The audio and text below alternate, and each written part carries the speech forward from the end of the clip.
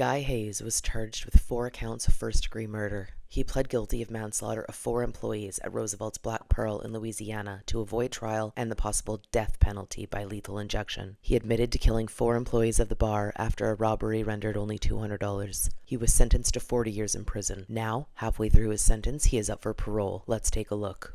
Sir, would you please state your name and your DOC number for the record?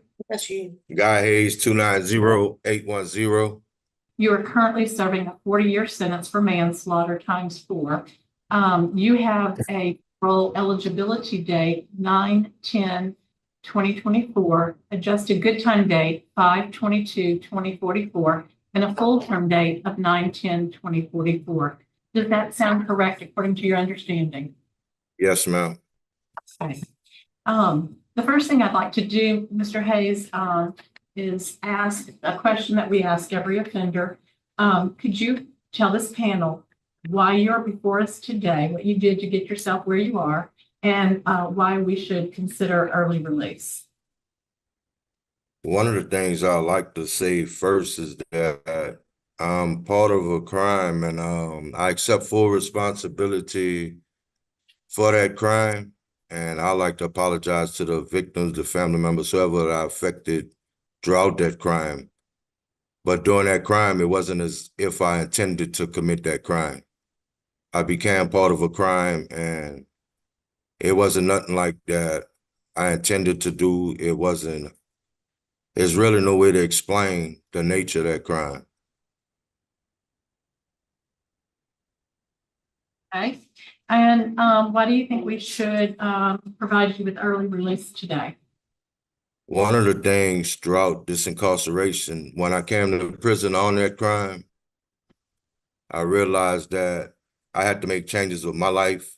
And one of the things I've done, I dedicated my whole life in the was rehabilitating myself. I mean,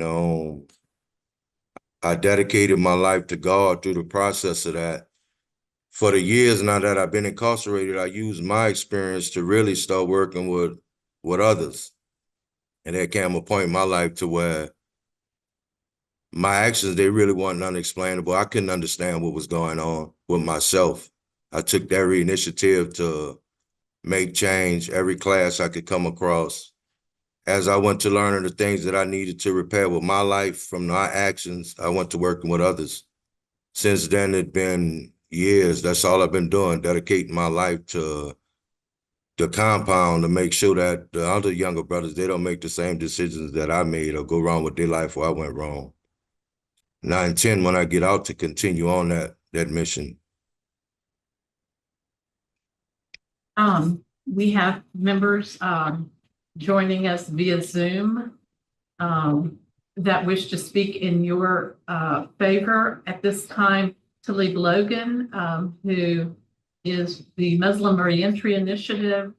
He wishes to speak. We'll start there. Sir, you can go ahead and just make your comments to the panel.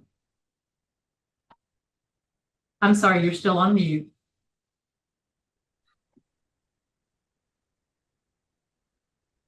Good morning. Good morning. First off, I want to thank the parole board for allowing us to be here and allowing us this opportunity to speak for Guy Hayes. My name is Talib Logan, as it was stated. I represent Muslim Reentry Initiative, or MRI. MRI is a community organization that's dedicated to supporting incarcerated and formerly incarcerated individuals.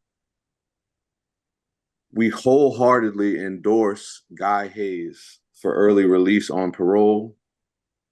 During his incarceration, Mr. Hayes has demonstrated exceptional commitment to personal growth and spiritual development. His exemplary behavior, dedication to Islamic studies, and positive influence on his peers have earned our utmost respect. Muslim Reentry Initiative is committed to providing comprehensive support for Mr. Hayes' successful reintegration into society. Our support services will include, but aren't limited to, spiritual guidance, mentorship, employment assistance, education and training, community reconnection, and housing if needed. We confidently attest that Mr. Hayes has shown that he possesses the character, resilience, and determination necessary for a productive life outside the walls. We respectfully urge you to grant Guy Hayes parole and entrust him to our care, and together we will ensure his seamless transition. Thank you.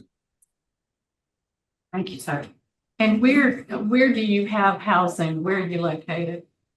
In the New Orleans area, we have housing located on both the East and the West Bank of New Orleans.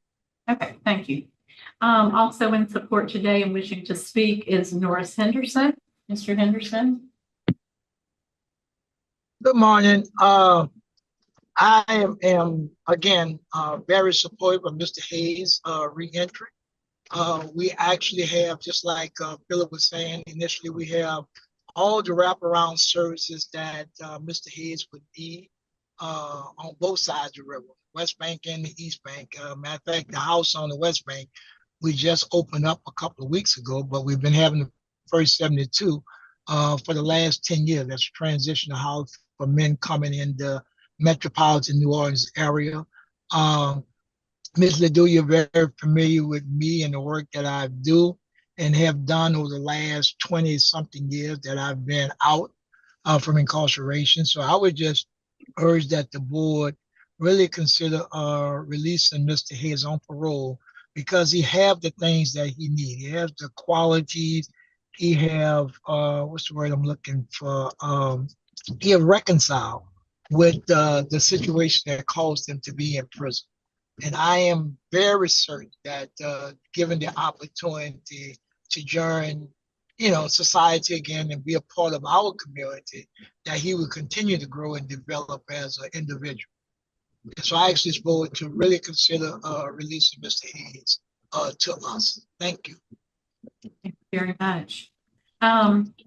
Here at headquarters, we have Daryl and Williams. And if you'll approach the podium and you can speak directly to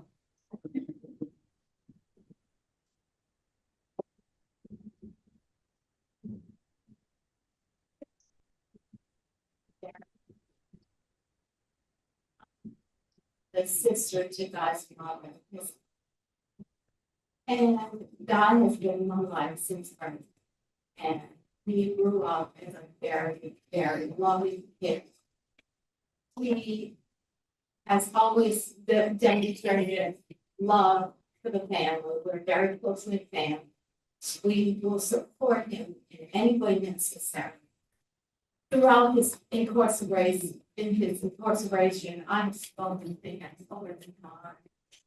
And he has always demonstrated to me that if he gets an opportunity to come back home to us, he will live a very good life. And he wants to pay it forward and mentor other kids, younger kids, youth, and so forth, to show them the way and to show them what a split-second decision can do to your life. We as a family are very loving, like I said, and we will do anything in our power to give God a good home, a job, a place to live, food, clothing, everything that he needs to get started and get back into the community, which he looks forward to. I love him with all my heart. And I ask you to please, this is his mother, my sister. She's having some health issue, and she just wants to get her son back home. And I'm so sorry. I prayed about this so that this one, but I just strongly recommend his release to his family. And I ask you to please trust us and trust God. He's God fearing. He has read the Bible. He can quote scripture from the Bible. He has studied and he knows so much now about the law.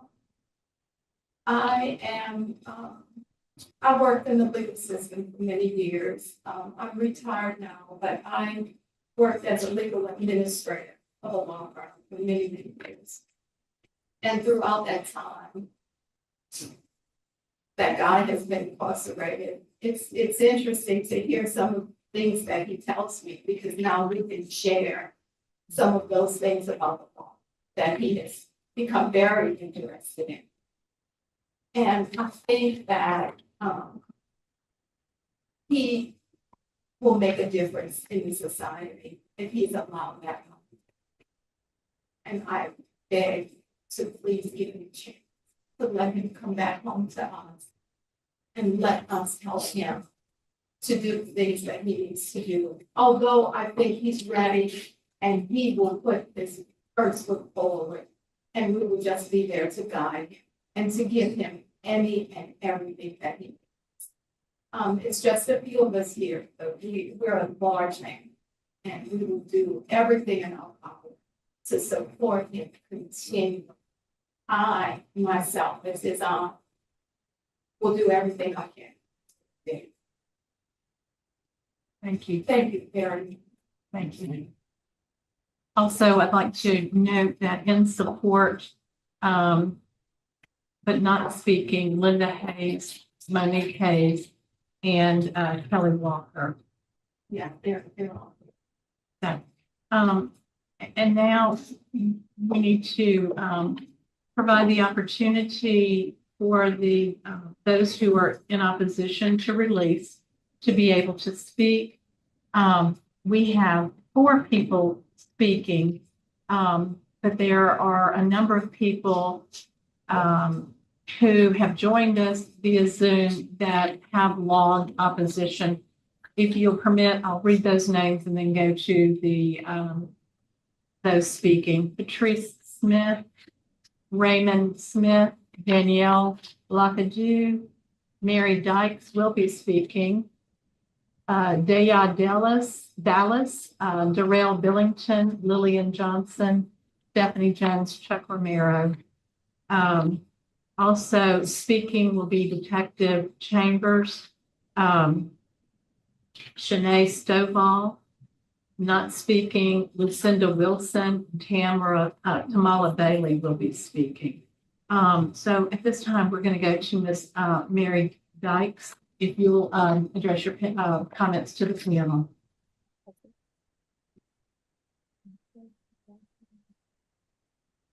Mary Dykes.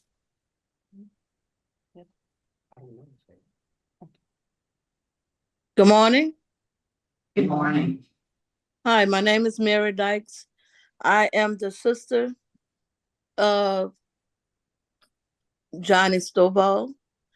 And my question is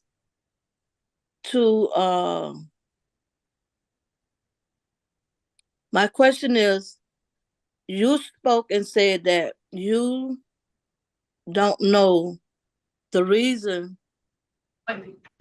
You hear me? Yes, ma'am. Okay. Hey, No. Let me explain. Miss Mary, to speak to the parole board members only, your comments cannot be directed toward the offender. Okay? Okay. All right, thank you. Thank you. You're in opposition. Okay. So he's saying that he didn't know, from my understanding, when he did what he did, he was not aware of his situation of what he was doing. But when you went into the building I don't know what did they go in the building for. Why did they went in the building? Because I was at home looking at TV and the news came on and it came across the news and I'm like, that's where my brother worked at. And I'm like, what? So I leave home to go to the place where this all took place at.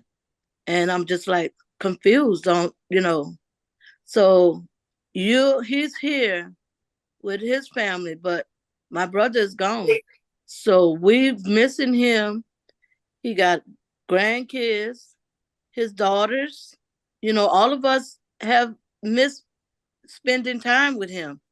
So I understand he did his time, whatever, but I still think it needs to be addressed more.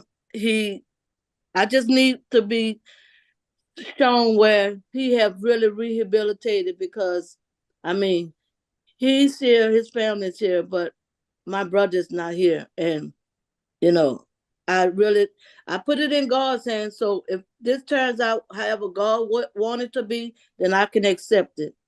But it's kind of hard for me right now. All right. I appreciate the comments. Thank you very much for joining us. The next person wishing to speak will be Lucinda Wilson, and that is a victim's sister. So, Ms. Wilson, if you would like to address the panel. Good morning.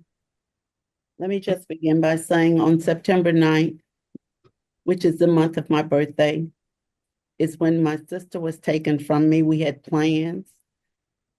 And this tragic and brutal incident that Guy Hayes, along with Willie and Pookie, committed, stopped everything for this family. And in the midst of all of that, we encountered a hurricane.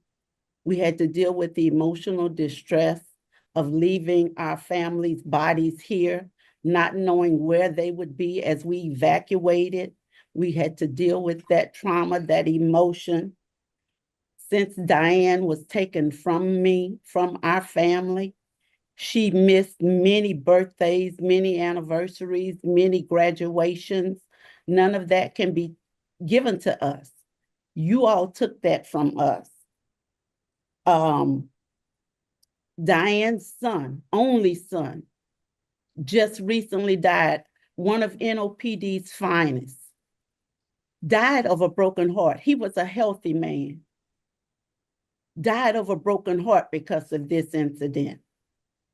So yes, I understand that you've gone through all these religious things and you've tried to better yourself. I understand that Mr. Hayes, has undergone some things to better himself, and I commend him for that. But being biblical and a woman of faith myself, I do know that the Bible tells us to forgive, but it does not erase the consequences of your sins and of your actions. If you look at Moses, he didn't make it to the promised land because he didn't do what God said. If you look at David, his son was taken from him because of his sin of adultery. If you look at the children of Israel, they were put in captivity for 70 years because of their disobedience and sin. So looking at Mr. Hayes, 20 years is absolutely not enough time to have taken 4 lives from this earth.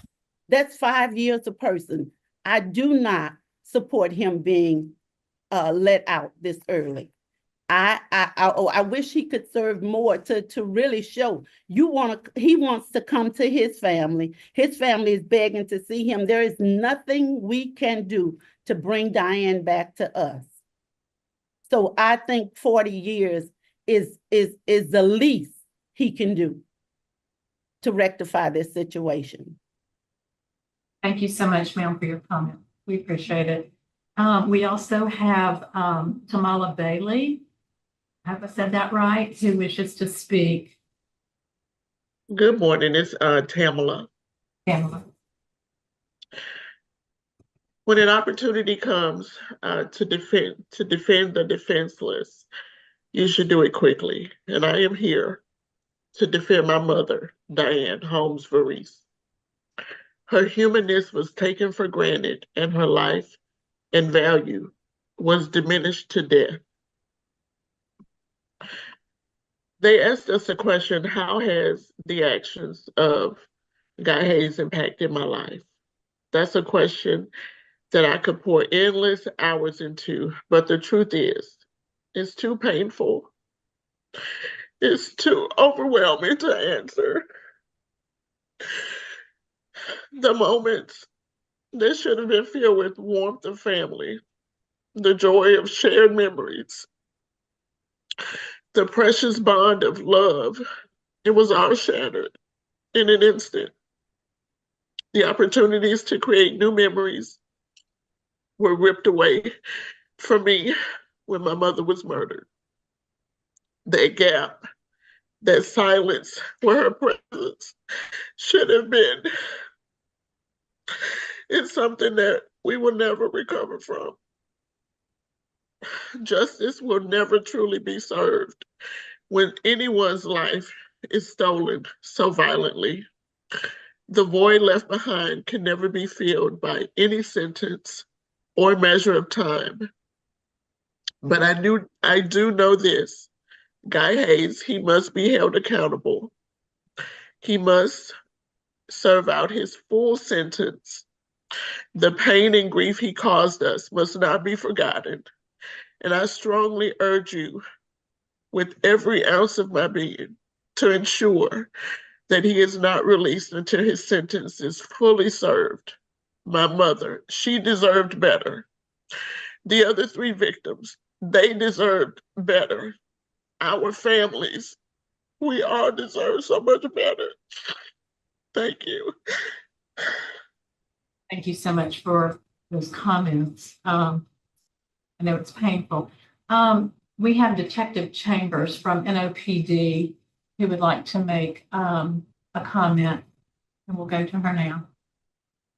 Good morning. Good morning. I'm Detective Descenda Chambers.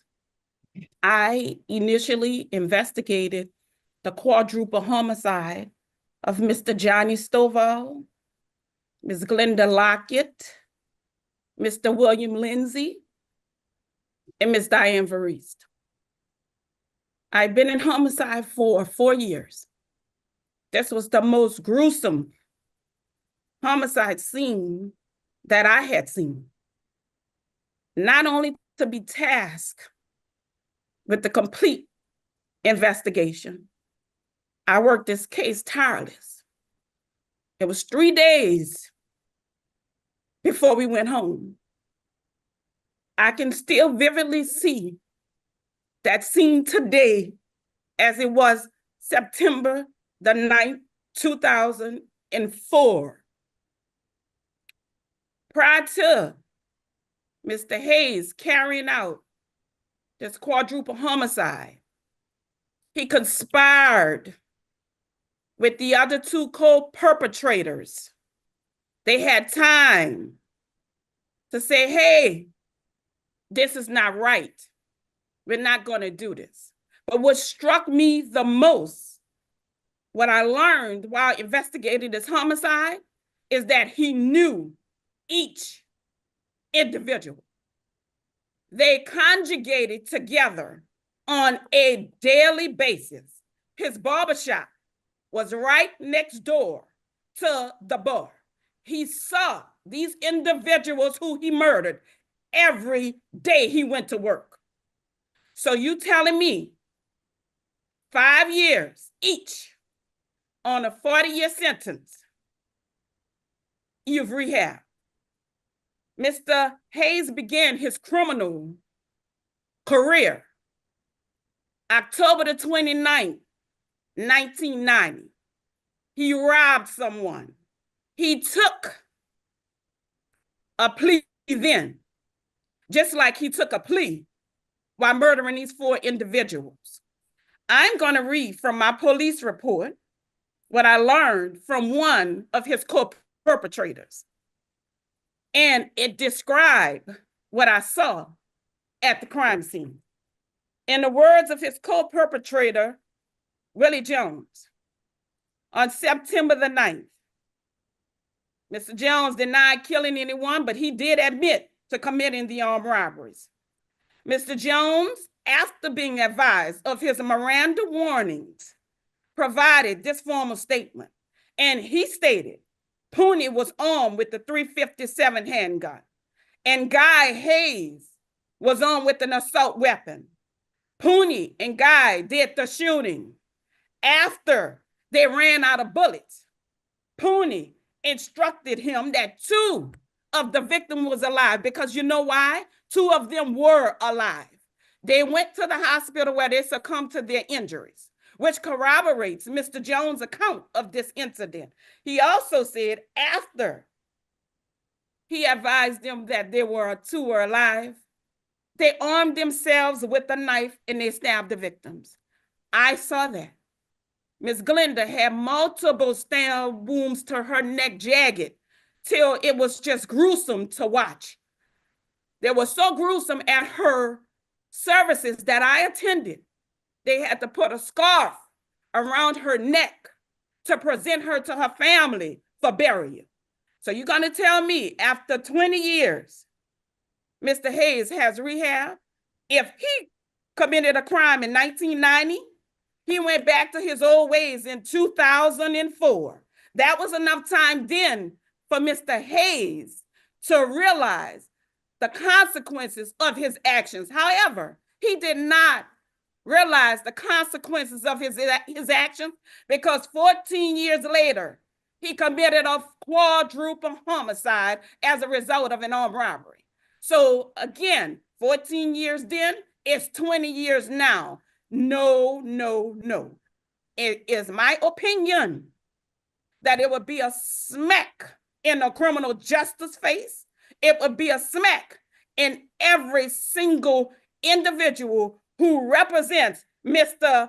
Johnny Stovall, Miss Glenda Lockett, Miss William Lindsay, and Miss Diane Varese. Their family members deserve better and they deserve more. I am a preacher's daughter, and I believe in rehab. I believe in forgiveness, but I also believe in the Bible. And I'm going to quote the book of Exodus 21, 23, and 27. It is the earliest known use of the principal code of Hammurabi.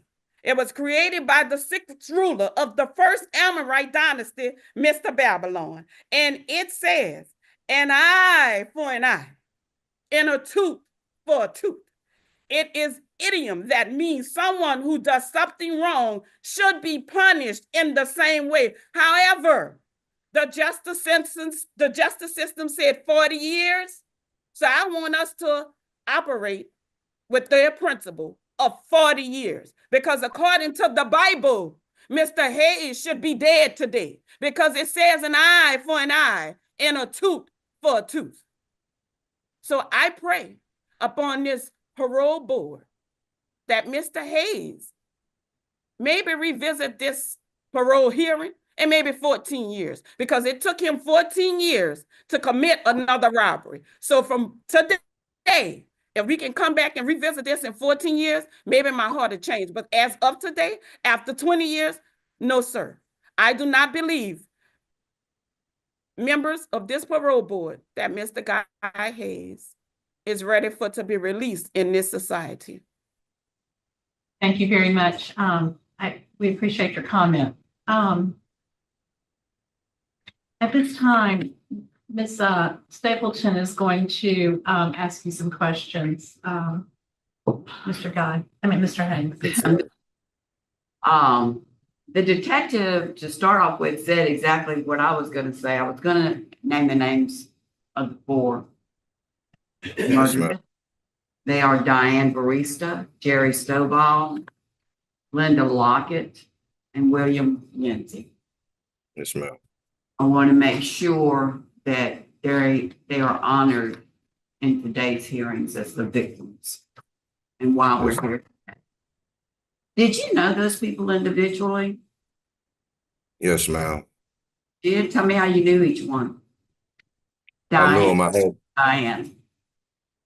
I had the barber shop right next door to the bar, and I regularly go inside that bar. So I knew everybody pretty much by acquaintance, like going in and out of the bar. What's your relationship with Diane? What did she do in the bar? I don't know. Let's just say I don't know anything.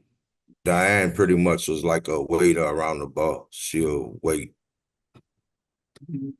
I think sometimes Diane will be cooking also. All right, so you had a lot of conversations with this lady, and you considered her a very nice lady? Yes, ma'am. What about Jerry Stovall? What was he to you? He was close to also. Yes, John. Was he an employee at the bar? Did he own it or what? No, he worked in and out the bar. He was an employee there. Yes, ma'am. And y'all would have conversation. So you knew him well. I knew him pretty good. All right. And then Glenda Lockett, who was she? What did she do? And how did you know her? Glenda, I'm not pretty sure if Glenda worked there. I know Glenda will be in and out. I think Glenda will be in and out pretty much. I was in and out. Kind of like some people, you know, have a favorite restaurant. A lot of people do have a favorite gathering place, a certain bar in the neighborhood or something, and everybody knows each other. Is that what we're talking about when we talk about Glenda? Pretty much so, yes, ma'am. William Lindsay. Who was he to you? He worked there also. Billy worked there. What did he do there? Like pretty much, I guess you could say janitorial services. Janitorial services. So when all this came up about robbing this place, whose idea was this? In all actuality, it wasn't intended to be a robbery. When that happened like that, it instantly happened. That wasn't like nothing planned as though it was just stated. It instantly happened. It was like all of a sudden something happened. It wasn't like nothing was, how they saying we planned that. That wasn't like that. It instantly happened. If you read them, I left out that barber shop, went to the bar. But how do you go in there with guns and it just happened? How do you go in there with guns and it? I had a gun on me personally. All right, you had a 357? Yes, ma'am. Is that right? And what Yes. did that people have on them? What were their weapons? I didn't know the exact nature of the other gun. And I know that's what I had on me, a 357. Mhm. And the man that was the mastermind is what they say. He knew that you had the 357? I don't know initially if he knew I had it or not. Why did he tell y'all to kill the people? To line them up and go to the other side of the restaurant and kill them all with guns? One of the things when that pretty much happened, when it was gone fast. My actions were pretty much, in all actuality, it means a self-preservation for myself also. It wasn't nothing as though I was actually involved in that like that. Me and the victims on that situation, I was probably more with the victims than anybody else around that in that instance. Well, there's no way that happened because you were the one with the gun and they were unarmed. Yes, ma'am. You weren't with the victims. I wasn't with them, but I was more or less, I knew the victims pretty much. Well, it says that you felt like you were intimidated by him in order to say, what was he holding against you? Mr. Jones is armed with what? That made you feel intimidated with you holding 357. I mean, the person that you were afraid of, what was he armed with? I didn't pay attention to what type of weapon it was. It was You like just had a 357, so you could have shot and killed him. I mean, what made you feel intimidated that you had to shoot people? What kind of weapon was he holding on you? What was he doing to force you to do that? I can't explain that, man. But I can honestly say that it wasn't nothing that I intended to do. I never planned to be part of that or anything like that. It happened so quick. I made hasty decisions I shouldn't have made. Did Mr. Boykins initially plan the robbery? Who was Mr. Boykins to you? Mr. Boykins, he was a patron also, you could say, that came in and out the neighborhood. He wasn't actually from that neighborhood. How did you meet him? Just regularly through the bar, shooting pool. I used to shoot a lot of pool in that bar. A lot of times I'll play pool. When I close the barbershop, I'll go inside that bar and shoot pool. So Mr. Boykins gets with you. And what was the other person that was involved? There was three of y'all. I don't know nobody else that was involved. Oh, Willie Jones. I'm sorry. Mr. Jones was involved. And it says all three of y'all were in the bar and all three of y'all were armed. And you admit you were armed, so, but you don't know that Mr. Boykins was armed. I didn't know I was armed, but I didn't know a crime was about to take place in that bar like that. If I knew a crime was about to take place in that bar, I would have left that bar. I would have left. I walked in there to get me a drink. I did not go in there to commit any crimes. When it happened, it just happened. I wasn't thinking as I would think now. If I would review that situation today, I would have conducted myself totally different in that place at that time. So did everybody line up on one side of the bar, and then y'all proceeded to start shooting them down until you ran out of bullets? Did that happened? Yes, ma'am. Okay. Who was it standing with you shooting, or were you shooting everybody by yourself? It was Willie Jones with me. Right. Mr. Jones was shooting and you were shooting. Yes, All ma'am. right, let me ask you this. As the detective was talking, there was two people still breathing, still alive. And this Mr. Boykins, where you say you don't even know if he had a gun or anything, I don't know how he held any kind of power over you, told y'all to go kill him with a knife. And you did. You and I Mr. didn't Jones. kill nobody. You didn't take a I knife? never had no knife in my. No, ma'am. Mr. Jones did that by himself, or who did that? When that time even went on, I wasn't nowhere around that area. I was in a total different part of that. Where were you? Like in the front of that building, like close to the door. Oh, so Like when you exit, got everybody, exit. ran up to the front? No, like I walked off. I walked away from that area. So at that point, you could walk away, but before you killed everybody, the man had complete control over you. He didn't have complete control over me. It was a rational decision that I made at that time. Yeah, I that's was what thinking I didn't know what to do in that situation. And when that happened like that, I didn't. Well, your original charges were, let me read this. Your original charges was 4 counts of first-degree murder, 5 counts of armed robbery, and a carjacking. Because the person that lived and was able to identify you and then Mr. Jones and tell everything that happened, because she realized y'all ran out Mr. Boykins, that was the other one, Mr. Boykins. He was the mastermind of all this. She realized y'all ran out of bullets shooting all the people, and she took off running, and she saved her own life. Is that how you remember that, since you were in the front of the building? When that happened at that point, I had then walked off. I was gone completely away from them at that time. Oh, so you didn't have anything to do with carjacking her? When all that happened, I had kept up the street. I went in a total different direction than that.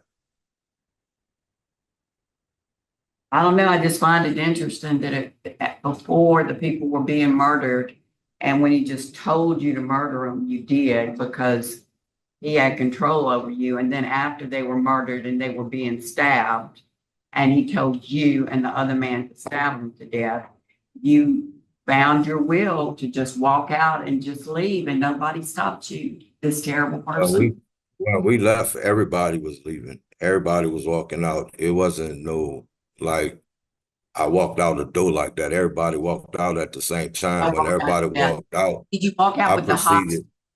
Do you remember a hostage? A hostage?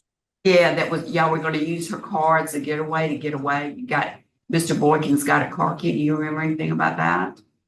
Or y'all were just Yes, gonna ma'am. walk down the street? That's at the time of departure. I walked down the street. I didn't get no car. I walked completely off from that crime. Okay.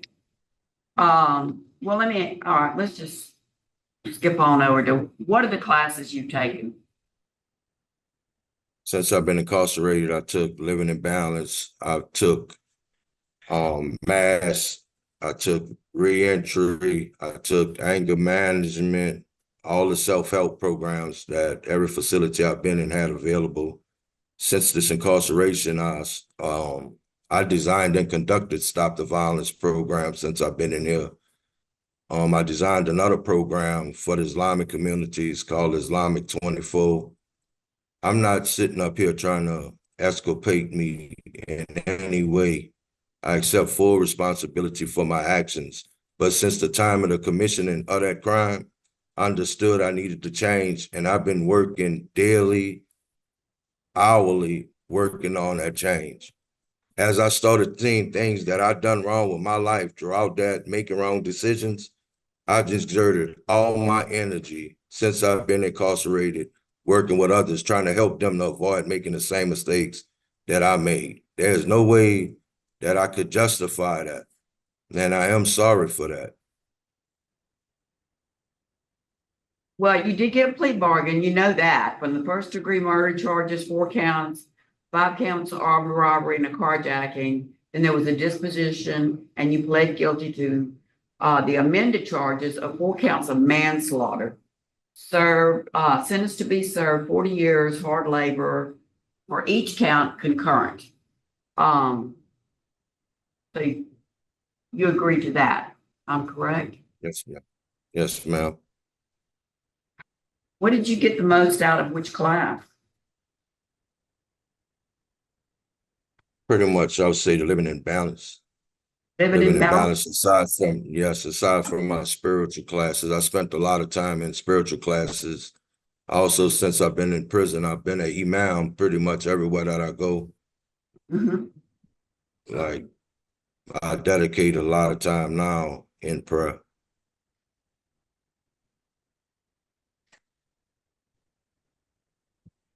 I'll pass that along to my colleagues for any questions they may have. Mr. Tillman? No, she's answered a lot of my questions. Okay. And that's why we conduct our hearings the way we do, is because a lot of things that, we've read hundreds of pages on your file. And by the time we get to this, we've already heard a lot of the answers to the questions that we have. So don't take us not having questions to mean that we're not paying attention, okay? Yes. I also see you took Thinking for a Change. What did you think Yes, about ma'am. that class? I think it was a good class. Taught me to see things a little different. Okay. Well, I will make note that you have had excellent conduct while you've been incarcerated. I believe you've only had one write-up. Yes, ma'am. 2014 for something minor. And so I Like appreciate a picture. Right. Yes, ma'am. So I don't have any other questions. Is the panel prepared to vote? We'll be voting at this time. Hey, can I speak on his behalf right quick? Warden, would you please forgive me? That is standard, It's okay. and I did not have, and I did not call on you. I apologize for that. Thank you. It's all right. First of all, I want to say that I've been in corrections for almost 20 years. The first 18, 19 years was I taught GED at David Wade for 10 years, and I've been a transition specialist at headquarters for about 9 years before I just took this position a couple of months ago as the warden here. When they came to me and asked me to take this job, I accepted, and this is the guy that I wanted on my side. I've had a lot of experience with Guy in the last 5 years. He has sat in with me on orientations, helped explain things to offenders. And it was about 3 years ago, I think, when we pulled his rap sheet and saw that he had a parole date. And I can remember, he was pretty excited because for a long time, he wasn't even eligible to be able to speak to you guys. All of these classes that he completed, all of these programs that he completed, is before he ever even knew that he had the opportunity to talk to y'all. Okay. It sounds like God did some pretty terrible things on the street. And I don't know that side of him. I just know who he is and what he has become since he has been incarcerated. But when I took this position, I had to find him because this is one of the guys that I wanted on my side. He is a peacemaker here on this compound. If I have problems with any of the guys in the dorm, I send him down there to counsel with them. When I was at David Way, we called them model offenders. And it doesn't sound like he was a model citizen on the street, but since his incarceration, he is a model offender. He helps me a lot here. And I just wanted that. I want y'all to know he is doing better. He is doing better. So I did want to say that. And I certainly appreciate it. And again, apologize for not calling on you sooner. If the panel's prepared to vote, Ms. Stapleton. Okay. I want to thank everyone who spoke today because your family and the victim's family is very, very hard on them to come. And they love you dearly. I know that. And then the victim's families, they love their families dearly. So we have that on both sides. And I understand the warden, she's seeing a different side of you. So I want to acknowledge that. I want to acknowledge the detective that had to work that crime scene. Because like her, I've been at these crime scenes and you don't ever forget a memory that's imprinted on your brain. And that's where she's coming from. Today, my vote is going to be to deny based upon the fact that you do already have a plea bargain for the first 40 years, and then anything after is concurrent. And then you have opposition from the Attorney General's office and from the Chief of Police. You have opposition from the victims. And the reason that the AG said is due to the severity of the offenses, multiple. And that is my position also, due to the severity and the heinous nature of the crime. I did not give up today. And Mr. Tillis. I concur, and I commend you for the things you've been doing while you're incarcerated and encourage you to continue. But because of the crime and the victims, my vote is to deny. Mr. Hayes, I concur with my colleague and vote to deny. Thank you so much. That concludes our business at this facility, and the time is now 9:57. Thank you. Let me know what you think about this case in the comments below. And if you like this video, please consider subscribing for a new video every week. Until next time.